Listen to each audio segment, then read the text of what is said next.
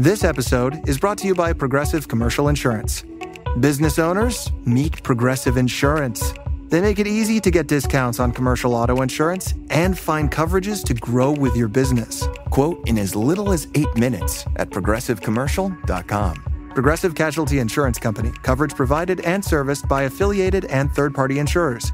Discounts and coverage selections not available in all states or situations. Más idiotas y más genios entre hombres que entre mujeres. Las investigaciones de Darwin ya en el siglo XIX encontraban que pese a haber muchas excepciones, por regla general, y aquí podemos ver la gráfica en la que se ve que en la parte media de la distribución, y Fernando Díaz Villanueva escribió un artículo para Disidente. Podríamos pensar que esta diferencia tan grande se debía a que las mujeres no han tenido acceso a la educación superior. Pero esto es un prejuicio. Es que no es un prejuicio. Que algo sea en sí no es un prejuicio. Aunque gran parte del feminismo hegemónico le gustase la idea de que fuésemos un folio en blanco al nacer. Porque así nada justificaría las diferencias entre sexos más que la discriminación y la construcción social machista de nuestras sociedades. No se detiene. No cesa con su bombardeo. Estudios, nombres, datos. Un rejunte de conclusiones seleccionadas intencionalmente para fortalecer creencias preexistentes. Quien habla es un tío blanco hétero. Y no es un chiste. Así se llama su canal. Él es uno más de los youtubers antifeministas. Ellos conforman la principal fuente de discursos antifeministas y misóginos. Y aunque tal vez ni siquiera lo sospechen, o sí, su accionar tiene una consecuencia muy profunda en sus seguidores. Se trata del camino hacia la radicalización.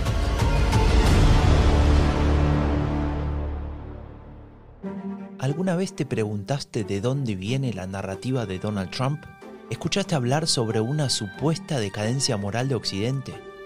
¿Cuál es el poder de los Bolsonaros o los Milei en Latinoamérica? El discurso de la derecha radical tiene raíces profundas. No son solo fuegos artificiales. Son premisas, supuestos y teorías desarrolladas por un conjunto de pensadores desde hace ya varias décadas, los ideólogos de las nuevas derechas. Soy Franco de Ledona y te invito a desvelar la genealogía del pensamiento político de las nuevas derechas, una serie especial de Epidemia Ultra sobre los orígenes del discurso de la derecha radical. Una producción de Rombo Podcast y Anfibia Podcast con el apoyo del Laboratorio de Estudios sobre Democracia y Autoritarismos de la Universidad Nacional de San Martín. Hoy presentamos Yo Antifeminista. Estos espacios masculinos digitales sí que pueden entenderse como la puerta hacia entornos de extrema derecha. Estaba chequeando si la grabación con Silvia Díaz Fernández había quedado bien. Pero justamente ese fragmento me deja reflexionando. ¿Es que acaso podemos identificar caminos hacia la radicalización política? Recuerdo haber formulado esa pregunta, es decir, si era posible afirmar que las comunidades antifeministas son una puerta de acceso hacia la ultraderecha, porque había leído sobre los Proud Boys y su profundo antifeminismo en Estados Unidos. ¿Te suenan los Proud Boys, ese grupo ultranacionalista y fascista de extrema derecha? Es una formación que, entre otras cosas, defiende el supremacismo blanco. Y también en ese grupo se promueven los estereotipos de género. La mujer es reducida a un rol meramente servil de los hombres y desde ya se desprecia profundamente cualquier tipo de expresión feminista. ¿Será que hay una conexión entre el antifeminismo y la extrema derecha?, me preguntaba. ¿Y qué mejor que Silvia Díaz Fernández, entonces, que es investigadora postdoctoral en la Universidad Carlos III de Madrid, que ha escrito muchísimo sobre el tema, que de hecho ha publicado una investigación titulada Jóvenes en la Manosfera sobre misoginia digital y su influencia en lo que perciben los hombres jóvenes de la violencia sexual? La publicó junto a Elisa García Mingo. Esto de la puerta de acceso es algo que nos ha ocupado gran parte de nuestra investigación y creemos, por lo menos partiendo de lo que nosotras hemos podido investigar, que la manosfera, estos espacios masculinos digitales sí que pueden entenderse como la puerta hacia entornos de extrema derecha. Por lo que hemos trabajado, los hombres creemos que acuden a la manosfera movidos por un sentimiento de pérdida. Si quieres, un sentimiento de pérdida de su lugar en la sociedad moderna. Con el crecimiento del feminismo y en el caso de España con su institucionalización, hay muchos hombres que sienten que están perdiendo el lugar hegemónico de poder que han tenido siempre. Y esto les lleva a sentirse muy frustrados y, como diría Michael Kimmel, muy enfadados y con mucha rabia. Entonces buscan espacios donde estos sentimientos sean validados y donde poder compartir sus experiencias y opiniones con hombres que pueden ser más o menos afines a estas.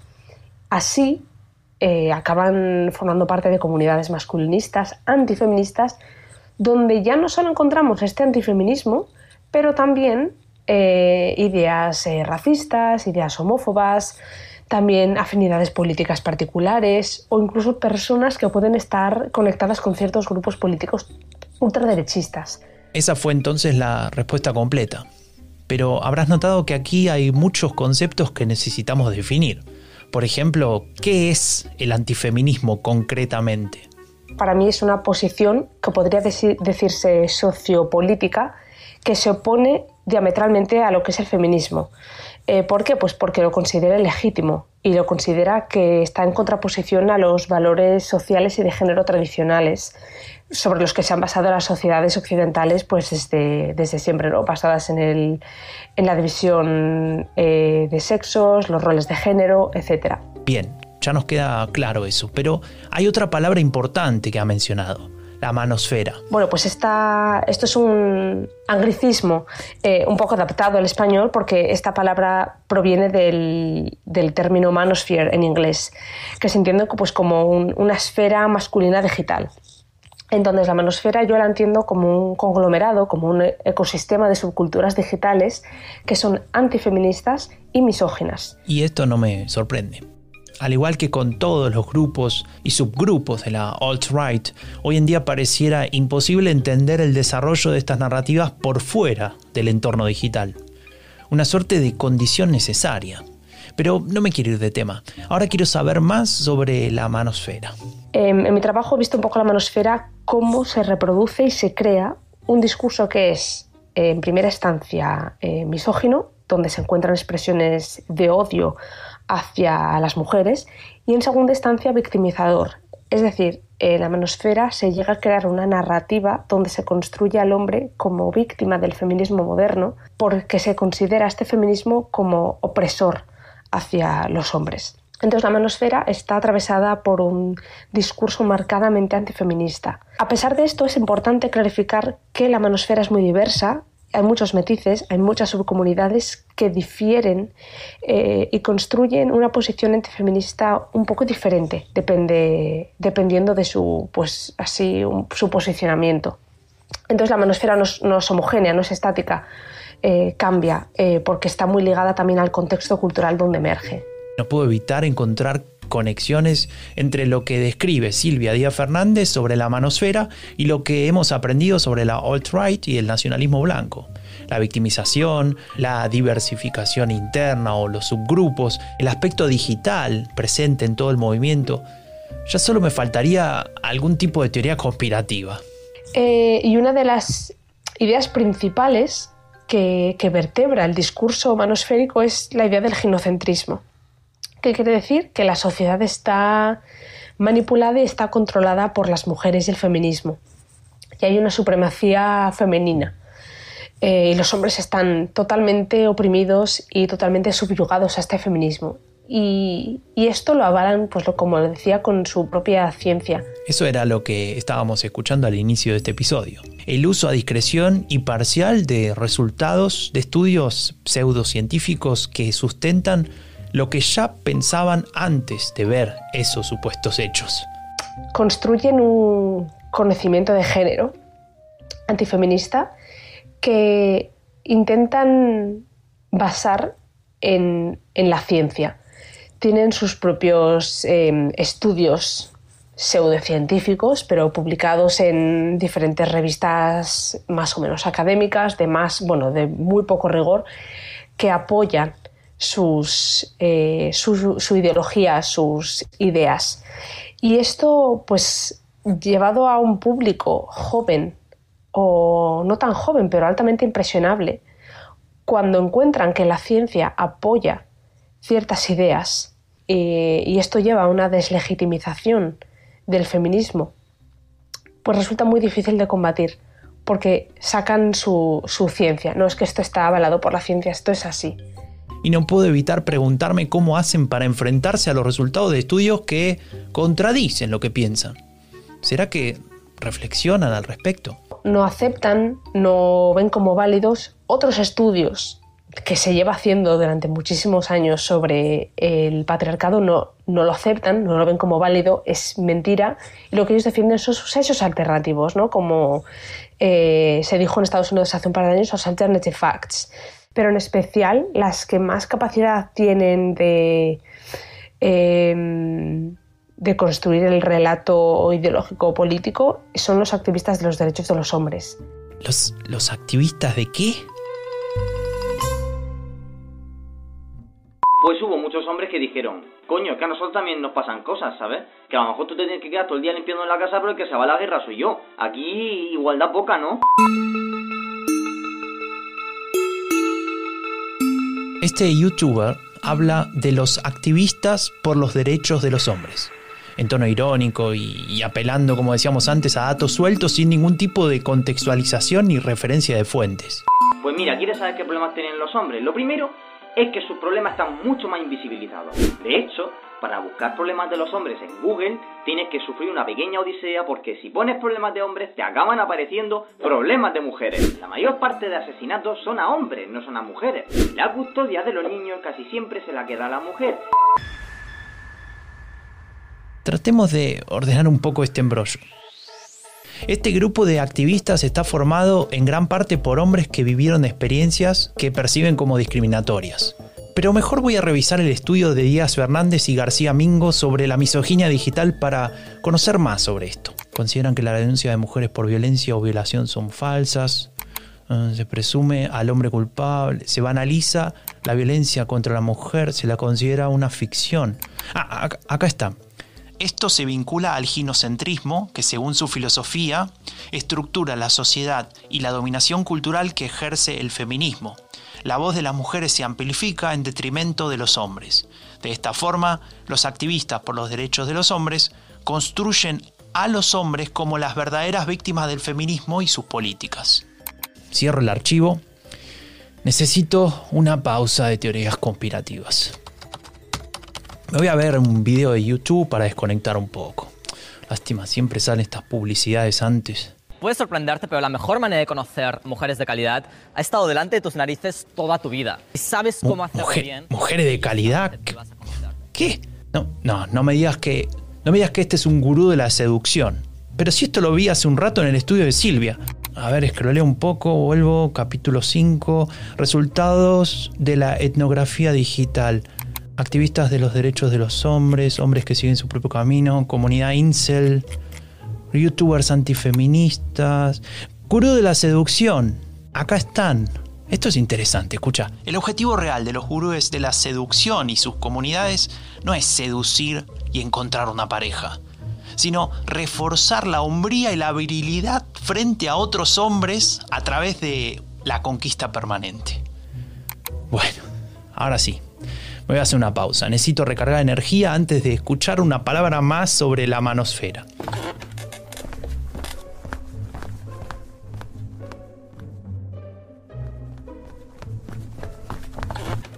No puedo. Me acordé de algo que me había dicho Silvia Díaz Fernández en la entrevista sobre ese vacío emocional de los hombres. Pues creo que las redes sociales, entendiéndolas como pueden ser el Twitter, como puede ser grupos cerrados de Facebook, incluso cada vez más que nunca Telegram, o plataformas más mayoritarias como puede ser el Reddit, o espacios de gaming, son un espacio al que los hombres acuden para cubrir su vacío emocional y sus necesidades afectivas al compartir su frustración y su rabia con otros hombres. Entonces son un espacio de socialización para ellos. Juegan un rol muy importante en la socialización antifeminista de los hombres y hasta cierto punto su radicalización. Yo lo considero a las redes sociales, a todas en mayor o menor medida, como un espacio donde se restaura la masculinidad que se ve resquebrajada, que se ve olvidada por los cambios sociales de las últimas décadas y en especial por el auge del feminismo. Pero a pesar de que haya diferentes edades para diferentes subculturas, todas las plataformas cubren este vacío emocional de los hombres, les validan sus sentimientos, les apelan a sus emociones y así consiguen politizarlos y polarizarlos. Y lo que nosotros hemos encontrado es que es el ámbito del gaming, donde encontramos la plataforma Twitch, donde se encuentran más de los influencers gamers, donde puede haber más polinización a la sociedad. Y cada vez con chicos más jóvenes. Ya no hablamos de hombres, sino hablamos de adolescentes o preadolescentes. Entonces, ahí ya pueden encontrarse unos imaginarios sociales sobre el feminismo con chicos de 10 años que ya están muy politizados y están muy polarizados. Entonces, ya no es que crezca el número, que puede ser, pero bueno, yo estoy muy en contra de narrativas apocalípticas, pero podría decirse, disminuye la edad en la que los chavales jóvenes se politizan y conocen este mundo manosférico antifeminista.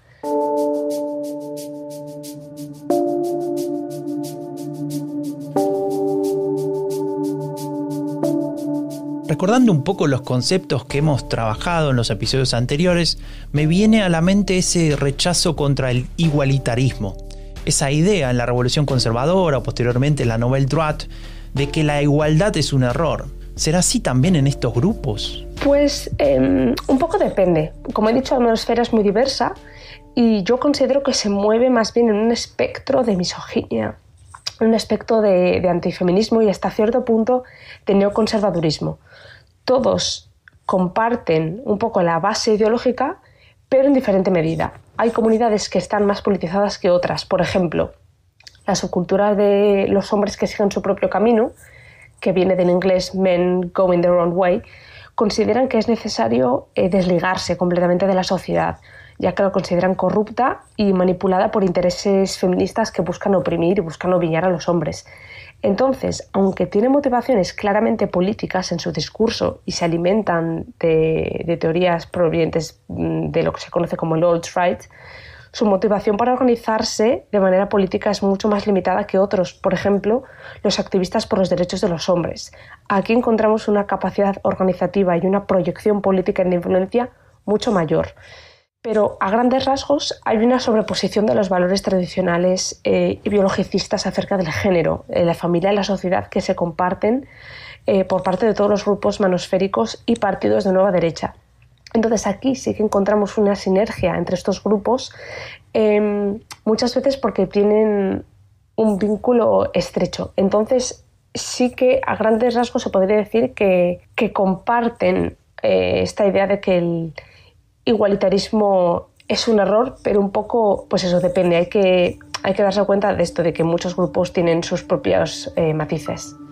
¿Habrá otros elementos a compartir con la alt-right que hemos visto en el episodio anterior? La autora Angela Nagel, que es una de las mayores exponentes en cuanto a la manosfera anglosajona, ella sí que pone de manifiesto la relación entre el paleoconservadurismo y el antifeminismo.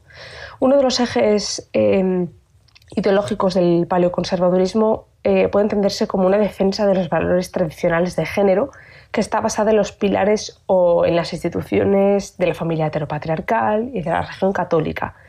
Está claro, entonces, para mí, que la conexión entre ambos es lo que posibilita una parte importante del trabajo ideológico del alt-right, conjuntamente como puede ser su ultranacionalismo y su apoyo a la supremacía blanca. Entonces, para el alt-right, a grandes rasgos, las mujeres se entiende como que tenemos que ser relegadas a un papel secundario en la sociedad. El feminismo moderno nos ha corrompido, nos ha sacado fuera. Muchas veces ellos entienden a la fuerza de nuestro hábitat natural, que es asumir el rol de cuidadoras y de reproductoras. Es decir, se pretende revertir los roles de género reproduciendo un discurso esencialista y muy biologicista acerca de lo que se supone que es ser y lo que debe ser una mujer y un hombre.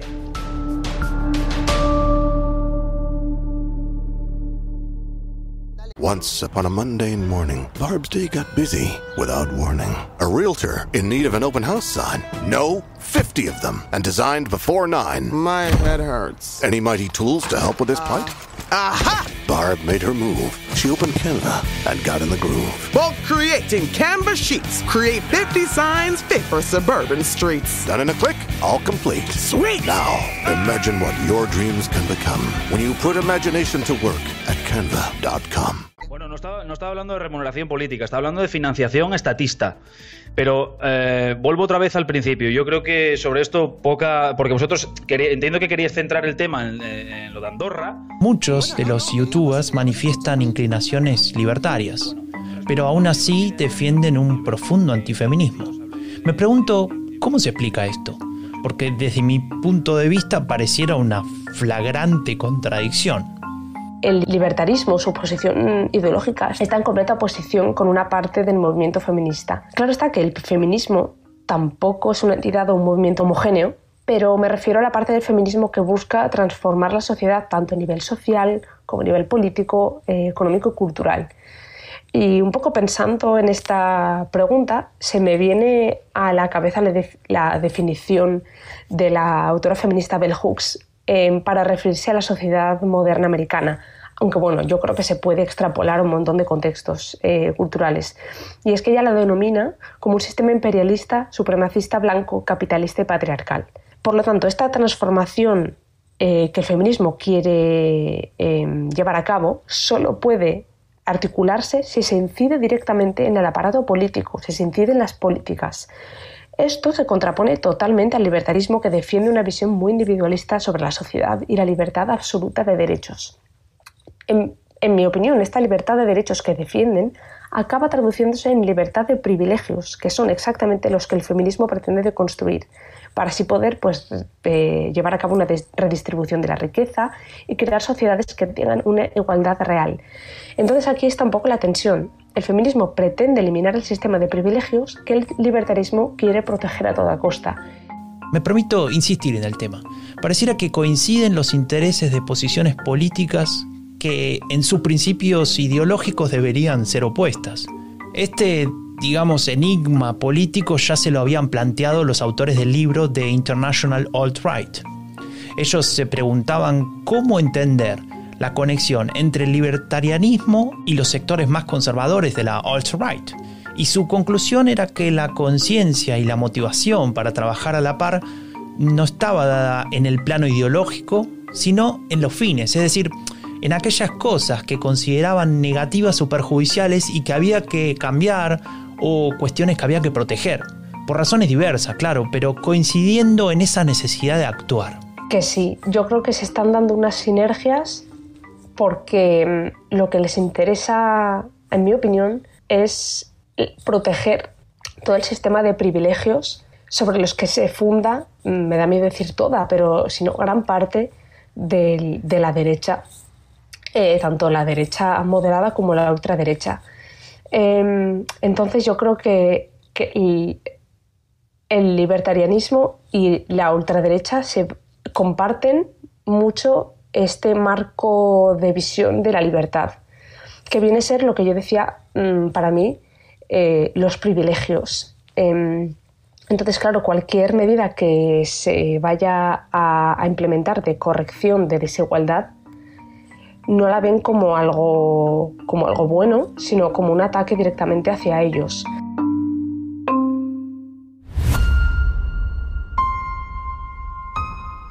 Gracias al trabajo de Silvia Díaz Fernández, investigadora postdoctoral en la Universidad Carlos III de Madrid y doctora en Sociología y Medios, pudimos entonces responder a nuestra pregunta.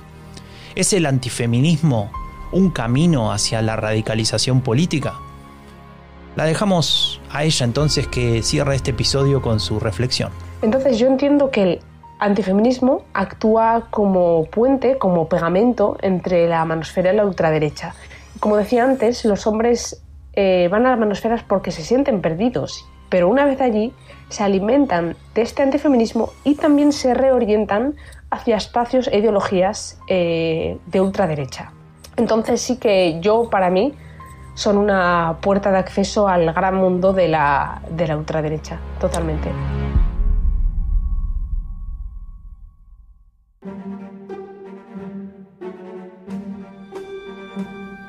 Soy Franco de Ledone y esto fue Genealogía del Pensamiento Político de las Nuevas Derechas, una serie especial de Epidemia Ultra sobre los orígenes del discurso de la derecha radical. Una producción de Rombo Podcast y Anfibia Podcast con el apoyo del Laboratorio de Estudios sobre Democracia y Autoritarismos de la Universidad Nacional de San Martín.